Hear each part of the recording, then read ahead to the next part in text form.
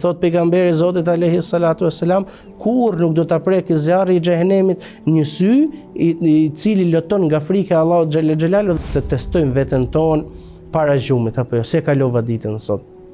Nëse kam bërë një gjuna tek Zoti i gjithësisë dhe këtë gjuna nuk ma njeh askush, kam bërë unë dhe më ka parë Zoti im.